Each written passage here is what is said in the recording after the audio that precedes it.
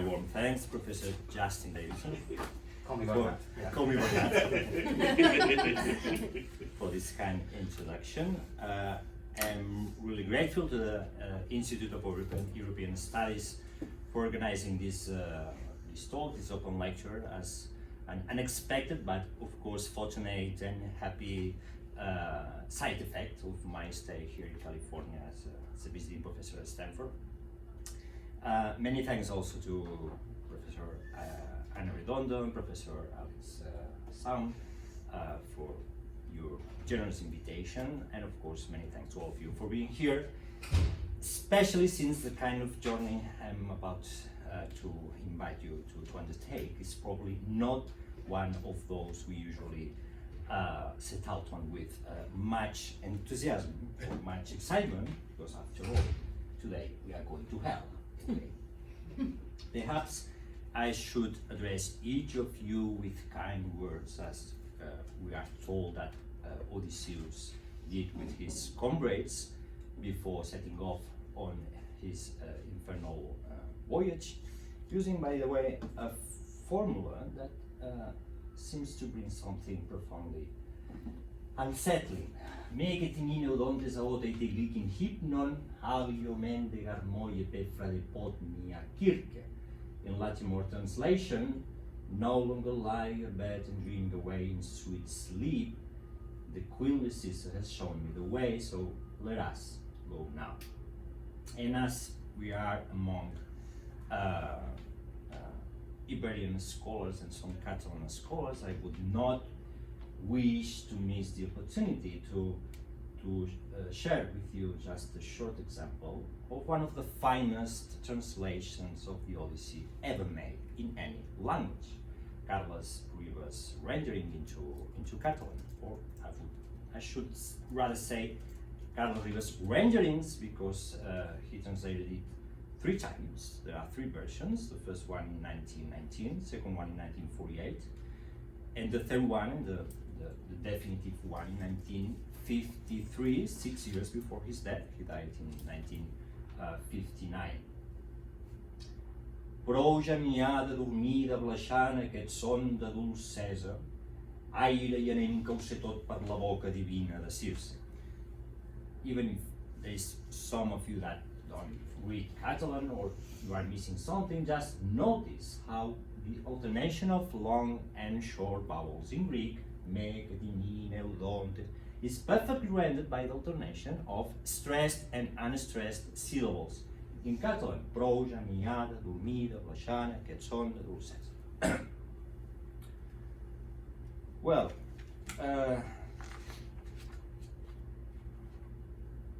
even so, perhaps such caution, addressing each of you with kind words and so on and so forth, would not prevent misfortune, as happens to poor Elpenor, who, startled by the noise of his comrades' racing, wakes suddenly from his deep sleep on Circe's roof, and instead of descending by the ladder, as common sense would advise, falls headlong, breaks his neck, and reaches Hades directly before Odysseus and all the rest. As you see, one can never be too careful when traveling to the underworld. For a Greek, the most terrifying travel voyage of all, because it's like dying while still alive, or dying twice. Let me just point out en passant about Elpenor, because one of the books I will not probably never write, but I would like to write, it will be, or will not be titled, because I will not write it, Elpenor. Because Elpenor, although it may seem to be a minor character, whose role in the Homeric poem, the Odyssey, does not appear to go much beyond reminding of the importance of properly burying the dead. That's the usual explanation we find in all the comments on the Odyssey. He nevertheless embodies by himself the 3 conditions that were probably the most terrifying for the Greeks when they thought about the souls in the afterlife. First of all, he died young. Homer says that he was actually a young boy, okay? He died young. That means that his death was auros, untimely. It was not his time, okay? Secondly, he died through a violent death, because of course falling down from a roof is not a natural death, it's a violent death. So his death was biaiothanatos or biathanatos, depending on the author and the moment, was a violent death. And thirdly, of course, his body remained unburied, so he was ataphos. He was auros, ataphos, and his death was biaiothanatos. So through his presence in both worlds, because recall that he dies immediately before Odysseus and all the rest undertake their voyage to hell, and when they reach hell, he's already there. So through his presence in both worlds in such short a span of time, he's reminding us that those who die young through a violent death and whose bodies remain unburied remain dangerously close to the realm of the living, as a number of ancient stories and modern stories and nowadays films make perfectly manifest. So it's something that's probably really, there's something really deep in our collective unconscious that really fears us when we think of these kinds of deaths. Okay. Well, the journey is terrifying, it's frightening, that's why a journey like this must always have, let's say, a serious reason behind it. Odysseus made his to consult Tiresias and find his way home. Aeneas to speak with his father, Anchises, which is always a good reason to do something. And we, who, like Dante, are neither heroes nor saints. Recall Io non Enea, io non Paulo sono, Canto 3 of Inferno. We can only choose to descend to hell in order to satisfy what is probably one of the highest human impulses. The one that Plato sometimes calls eros, desire, or Aristotle thaumatein, wonder, or Aquinas admiratio, admiration, and that we may simply call curiosity. Today, the curiosity to know where the souls of the suicides dwell or inhabit in each of the underworlds. Why here now, there later? Why they never stop moving? Okay. As you all know, Homeric Hades is rather a chaotic place. That is to say, the souls of the dead are not arranged in any particular order that would require following a structured path, as will later be the case with Virgil and also with Dante. Nor does the sequence in which they appear to Odysseus follow any evident logic beyond a simple division by gender. After speaking with his mother, Anticlea, Odysseus encounters 14 women, quote, who had been the wives and daughters of princes, and now they gathered in swarms around the dark blood, unquote. Followed by 9 male heroes, among them Agamemnon, Achilles, and Ajax. Among the souls that appear to Odysseus, several have taken their own lives. Homer explicitly says so of some, for example, of Epiceste, mother and wife of Oedipus. She went down to Hades, knotting the noose and hanging sheer from the high ceiling in the constraint of her sorrow. Of others, like Phaedra, he says nothing. In any case, it does not seem that the manner of their death has any effect to their afterlife. And above all, regarding my main interest today, it does not seem that suicides deserve any kind of a special treatment, much less any kind of punishment. crime and punishment are not Homer's concern at all. However, when we turn to that vast Latin transposition and reimagining, at least in part, of the Homeric poems, namely the Aeneid, things look rather different. It is well known that the catalysis of Aeneas and the Sibyl into the depths of Hades, as described in Book 6 of the Aeneid, begins with their arrival, immediately after crossing the river Styx in Charon's boat, at a sort of limbo, a threshold to hell, where dwell the souls of 5 kinds of death.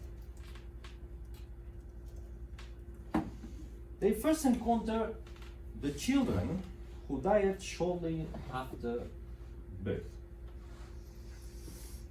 Then the innocent who were condemned to death on false charges. Next, the suicides, who took their own lives because they could no longer be the light of life, in a really impressive, amazing, awful verse by Virgil, qui sibi letum insondes pepere man proiecere animas. Fourth, Aeneas reaches the Lugentes Campi, so the fields of mourning, where he encounters those whom vital love consumed with brutal waste. And finally, at the borderlands of this first region, Aeneas meets the souls of renowned warriors fallen in battle. No, sorry. No, well, pay no attention to that. Among my really few abilities, drawing is certainly not one of them. So I asked ChatGPT to help me mapping Virgil's Inferno. Well, and the result is, I know that there are better tools to work with images than ChatGPT, but whatever. It cannot understand, for instance, that a dog, how possibly a dog could have three heads. So well, there are several disasters here. So let's go backwards. Well, unlike what we find in Homer, Virgil assigns a specific place to suicides in the underworld, as we see. Or more precisely, we should say that he situates them not truly in Hades, but rather in a kind of no place, a liminal zone, belonging neither here nor there. These souls deserve neither punishment nor reward. They deserve pity. They are gathered alongside children, the innocent unfairly condemned, those consumed by love, and the fallen of the battlefield. Yet, there are still a few particularly interesting aspects of Virgil's treatment of suicides. Among those whom bitter love consumed with brutal waste,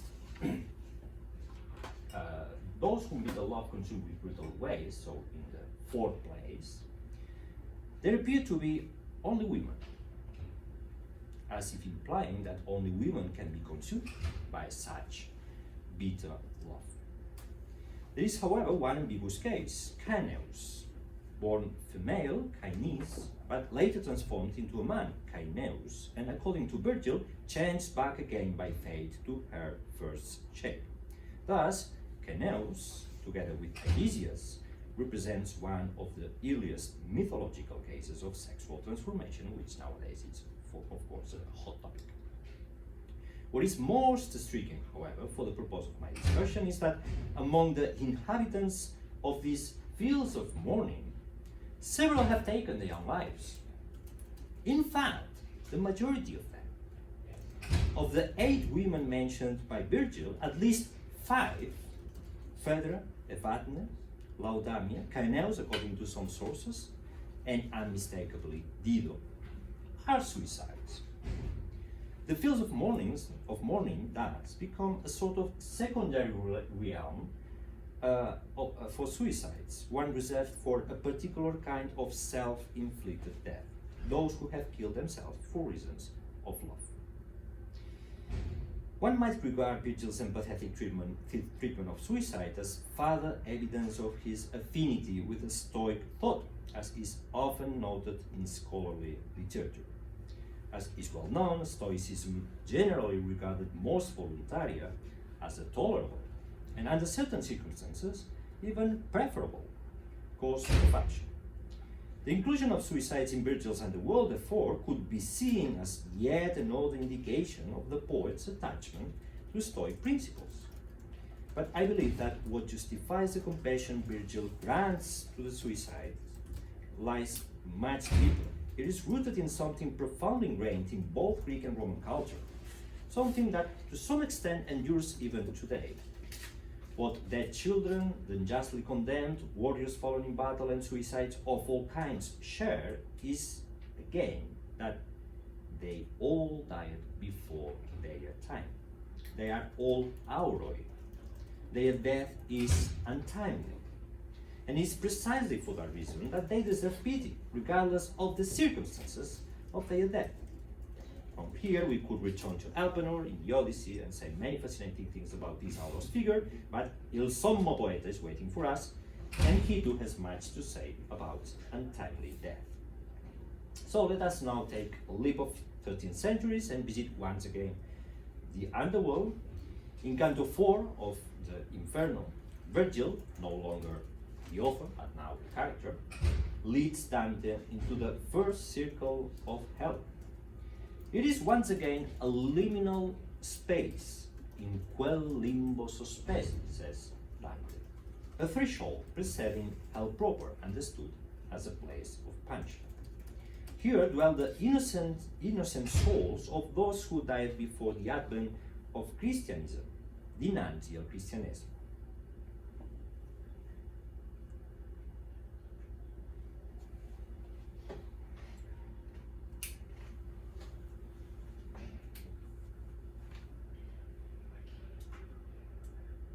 You prefer it in Italian or in English? Original version always. Or voce sapi innanzi che più andi, che non peccaro, they did not sin.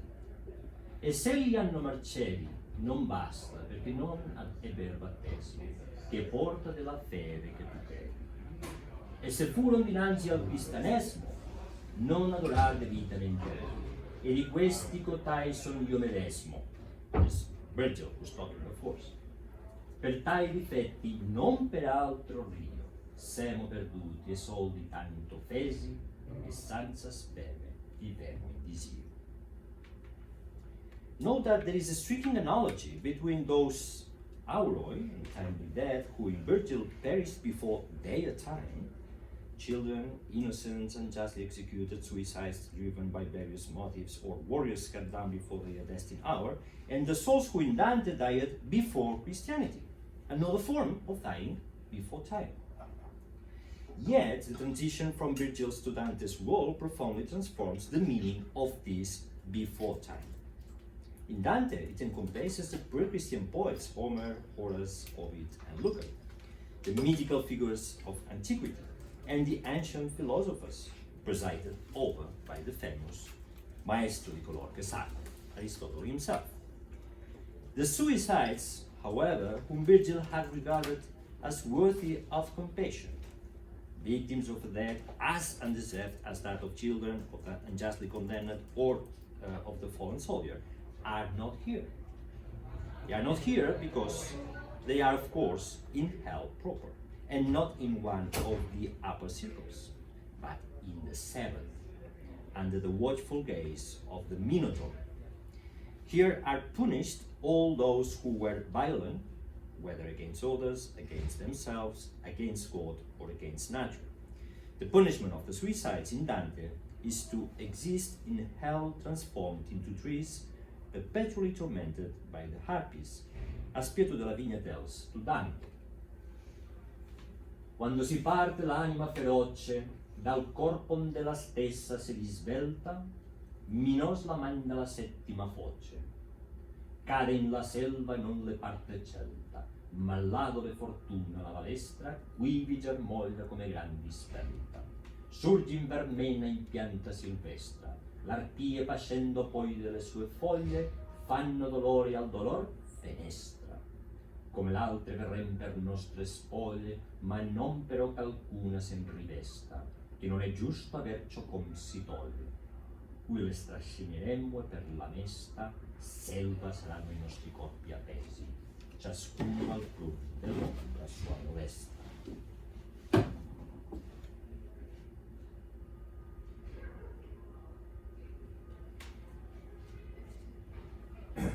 William Blake's version of this forest of the suicides.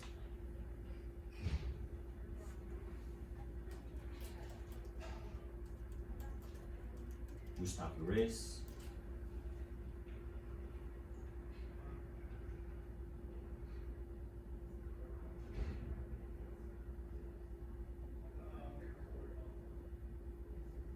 And that's for later. What has happened between Virgil's underworld and the one visited by Dante's Virgil 13 centuries later? An innocent death that once inspired pity has now become a crime equivalent to or worse than murder or rape. It would be too easy to say that what has happened is simply the advent of Christianity. Such an answer would assume that Christianity and suicide are inherently incompatible, that the Christian worldview necessarily entails the condemnation of self-inflicted death. But I think that is not the case. What truly lies between Virgil and Dante is Augustine of Hippo and his identification of suicide with homicide, in this instance the killing of oneself. Well, trying to be a Christian humanist has never been an easy task, neither in Dante's time nor in ours.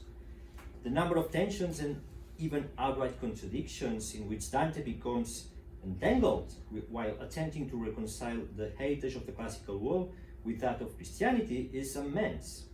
Without going any further, we may recall all those innocent souls of antiquity whom we encountered in the first circle of hell, souls who non peccado, who did not sin. Well, it is impossible to understand how they arrived there. For the only access to the first circle is by Charon's boat across the river Acheron. Yet Charon himself calls the souls who embark on his boat anime brave, wicked souls. And a few verses later, Virgil tells Dante that quinci non passa mai anima buona. No good soul ever passes his way. How they came to be there remains a mystery. When it comes to condemning suicide, Dante shows himself to be a faithful disciple of Augustine, and we should add Aquinas. Aquinas assuming actually Augustine's doctrine and adding some Aristotelian reflections on the ethics, the Nicomachean's ethics. But at the same time, Dante refuses to follow them entirely. Not all suicides are treated in the same way. A particularly interesting and fruitful case, illuminating from several points of view, is that of the legendary Roman matron Lucretia. In the City of God, Augustine condemns her without qualification precisely for having done what many Christian maidens later did, and were praised for by several of the fathers of the Church, namely taking their own lives after being raped or to prevent being raped. The traditional image of Lucretia as the woman who places her honor above her life, transforming her death into an act of moral accusation against her violator, is so powerful that it has inspired a long artistic tradition. From Botticelli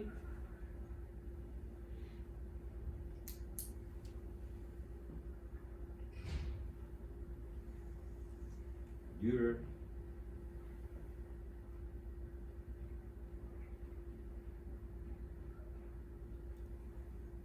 Yellow,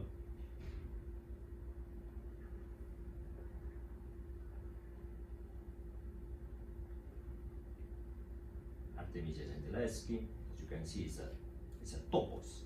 It's always the same iconographical topos through the years and even the centuries. Two versions of Rembrandt, two different versions. There's some discussion if both really refer to Lucretia, but could perfectly be. And until the 19th century, the Spanish Eduardo Rosales.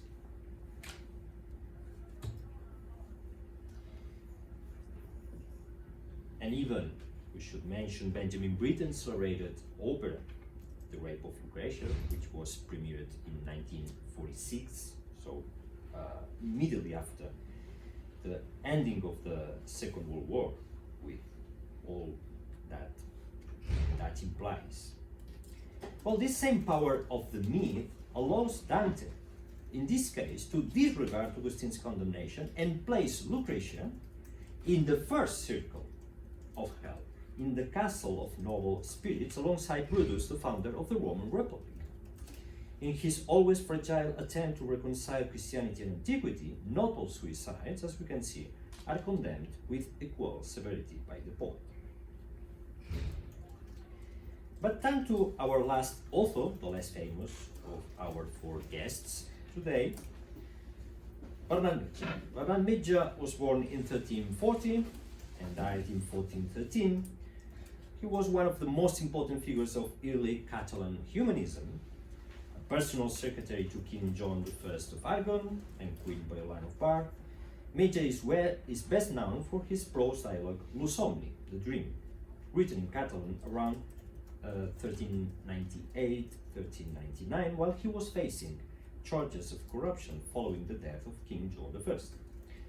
Although Metge was probably not actually imprisoned during the proceedings, in Lo Somni he portrays himself as confined in a cell, taking of course Boetius as his model, and describes a visionary dream clearly inspired by Cicero's Somnium Scipionis. His main goal was to regain the favor of the new monarch, Martin of Aragon, and toward that end he stages a philosophical dialogue between himself and the ghost of King John I, who acts as a kind of advocate from beyond the grave, defending Metge's innocence. It is not a long work, consists of only 4 books, and while the first 2 are devoted to the dialogue with the king, the first half of book 3 features Orpheus, who, having twice descended into hell, describes what it is like there and who inhabits it.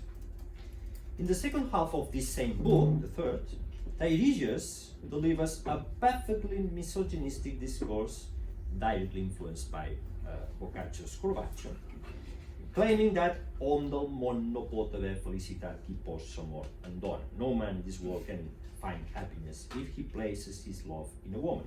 But following Tiresias' reasoning, book 4, the last one, is devoted to a response by Bernat Metge, or his literary self, who admits to being deeply in love and tries to convince Tiresias of the virtues of the women and the faults of men. Well, between Dante's comedy and Metge's dream, there are about 80 years of difference, of distance. Dante's reception at the court of Barcelona is among the earliest in Europe.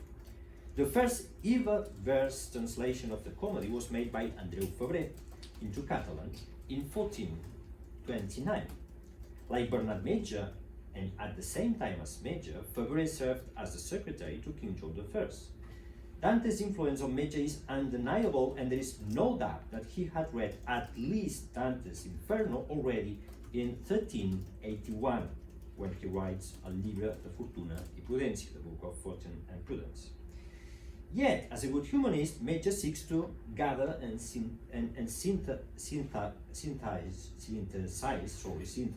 a wide range of sources, both ancient and more recent: Virgil, Cicero, Ovid, Petrarch, Boccaccio, and Dante. The result is a somewhat hazy mosaic of influences that do not always align. As we have already seen, this was also the case with Dante himself. But Bernat Metge's hell includes no suicides. They surface only in the subsequent and final chapter in Metge's role of virtuous women. So they are not in hell, but in a rather kind of heaven of noble women. The first is Portia, daughter of Cato, held up as a model of conjugal devotion, she is said to have taken her own life upon the death of her husband Brutus. And what about the love that Portia, the daughter of Cato, had for Brutus, her husband, who, as soon as she learned of his death, since she did not have within her reach a sword with which to kill herself, died swallowing burning coals, impatient as she was to follow her husband's spirit. Shortly after, one of our old acquaintances resurfaces. You cannot deny that in Asia women have built notable cities and that they have conquered a great part of Asia and Europe. The empire of Carthage was founded by the valor of the widow Dido. No mention of her suicide is made.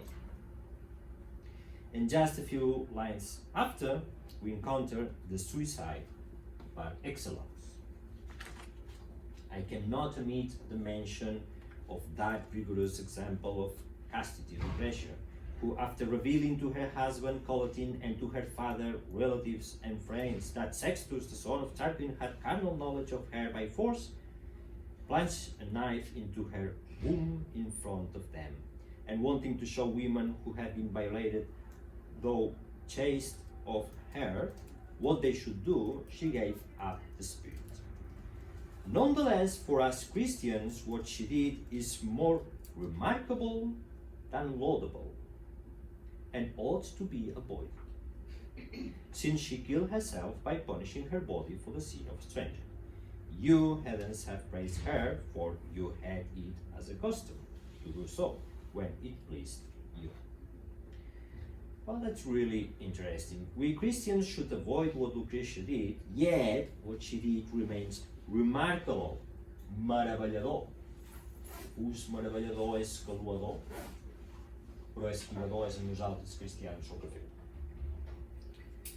And to make sure the reader understands that taking one's own life deserves more admiration than condemnation, Metge adds and praises a fourth woman who also committed suicide.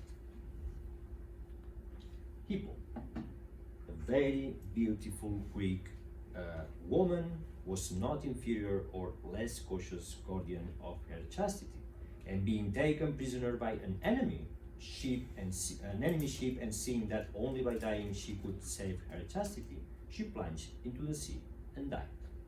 No problem at all.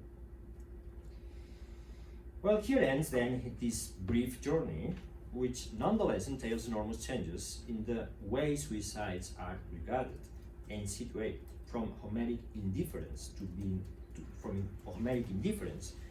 to being objects of pity in Virgil, from being strictly condemned to Dante's Inferno, though already with some concessions, to being in Metge rather admired than condemned. So, if I must conclude, I'll do so in the only way that feels honest, by not concluding. In each of the 4 literary hells we have visited, the suicides keep moving, or so it seems. In truth, they are as still as the dead can be. It is we who move around them. We cannot stop doing so, because as Albert Camus reminds us in Le Mythe de Sisyphe, there is only one truly serious philosophical problem: suicide. Living before one's time, and not by chance, nor by misfortune, nor as a consequence of another's malice, but living before one's time by one's own decision. Deciding with the immense and ontological disjunction between to be and not to be, not to be. Every suicide, is an earthquake that makes all our certainties tremble and forces us to remember the most basic of truths, that we indeed are alive, and to ask ourselves the most basic of questions: why? And above all, what for? Well, I sincerely thank you for your attention and your patience. Thank you very much.